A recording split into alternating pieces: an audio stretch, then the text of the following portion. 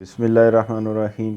السلام علیکم دوستو، میرا نام محمد رمضان ہے اور یہ کالا تتر گروپ 93 چینل جو ہے یہ آپ دوستوں کے لیے میں لے کے آیا ہوں، آپ کی رہنمائی کے لیے۔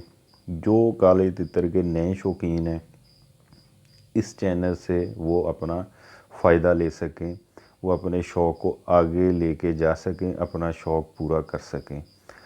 تو انشاءاللہ میں پوری کوشش کروں گا کہ اپنے دوست جو میرے بزرگ ہیں، بھائی ہیں، نئے شوقین ہیں، ان تک جو کالے تتر کے بارے میں معلومات ہے مجھے، میرے استادوں کو، انشاءاللہ میں آپ دوستوں کے ساتھ شیئر کروں۔ موسم کے حوالے سے خوراک جو ہوتی ہے وہ انشاءاللہ آپ دوستوں کو بتائیں گے۔ بیماری جو خدا نخواستہ ہو جاتی ہے اس کے بارے میں، اس کی کیئر کیا ہے۔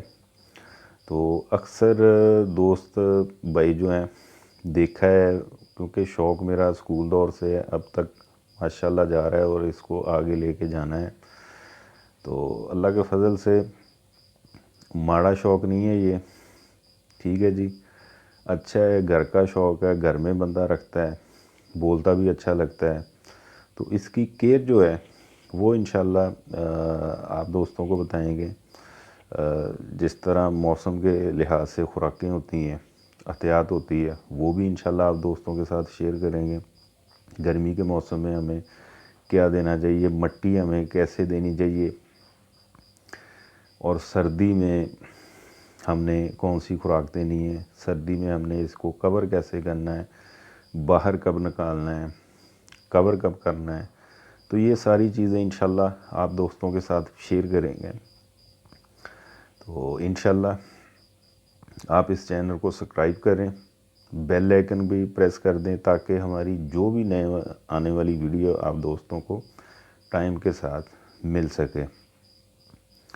جیسا کہ اب سردی کا موسم ہے، سردی کے حوالے سے انشاءاللہ روزانہ تو نہیں، ایک دن چھوڑ کے، 2 دن چھوڑ کے، جب بھی میں ضرورت سمجھوں گا کہ یار یہ اب معلومات دینی چاہیے موسم کے حوالے سے، کہ اب موسم سرد کافی ہے، اس کے حوالے سے کچھ خوراکیں ہوتی ہیں وہ کب دینی ہے، دھوپ کے موسم میں کون سی خوراک دینی ہے، احتیاط کیا ہے اس کی۔